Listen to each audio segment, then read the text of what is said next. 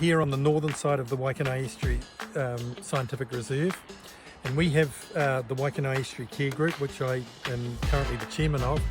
We have a memorandum of understanding with both the Kāpiti Coast District Council and also the Department of Conservation to act as guardians of this area, to try and restore the native flora and fauna into this area. Commonly called wee.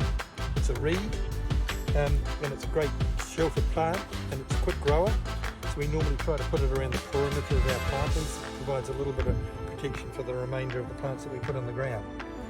So we just feed these in, make sure there's a really good seal of the soil all around the edges of the root ball of the plant.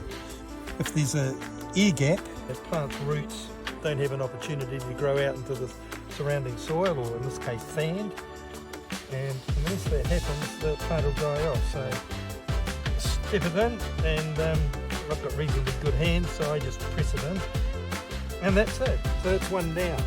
In this area around here this morning we put in 550 plants, and we did that with 36 volunteers.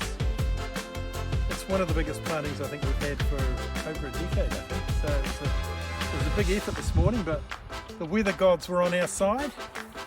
We started in 2004 as a group, followed on from the area becoming a scientific reserve under the Reserves Act, because it's a natural pathway from birds that move between Kāpiti Island and the Tararua Ranges. So this is a natural feeding place, and the more we restore, then the greater the diversity and the greater the population that we see of the bird numbers. But part of our activity is not just planting out. We collect most of our own seed, we propagate that seed in our shade houses and our nursery operations, and we also have a team that is dedicated to pest management and the eradication of mustelids, mice, rats, hedgehogs. We do have some people with specific expertise in horticulture that look after our nursery operations, where we do all of our seed propagation and then transferring the seedlings or pricking out the seedlings into sleeves, and then finally into PB3 bags ready for planting out here.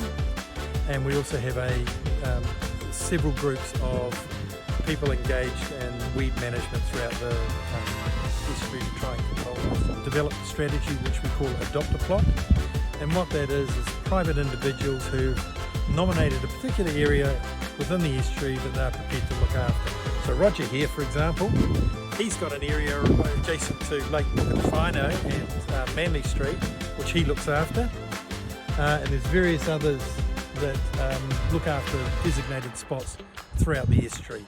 We'd love to have more of those adopt-a-plotters, but at this moment it works out well, and it means that the resources of the Waikanae Estuary Care Group can be spread to other activities and other priorities within the estuary. Well, Kāpiti Half is important to us because it is a fundraiser, and as with most volunteer organisations, we continue to struggle for financing, and so the contributions that arise from that are important. Roger is responsible for coordinating all of the activities on the Kāpiti Half Marathon, and he also makes it a really enjoyable experience. We have traditionally dressed up. Well, the main thing is we actually love having all the people running through the estuary, and they really enjoy it. It's a beautiful track that runs through the estuary. It's towards the end of the race, so they need a bit of refreshment and entertainment with drinks, electrolytes, and a few jelly beans if they're lucky. We find that it costs on average $5 or $6 or $7 to actually raise a tree. Every tree we raise, we're talking about $3,000 a year, so that's a lot of effort, a lot of money. So every time that a runner donates a tree, it's just going to make our job a lot easier. And when you have 1,000 people coming through, that could represent quite a few trees. And of course you get the benefit of seeing your tree grow. You can say, I helped contribute to that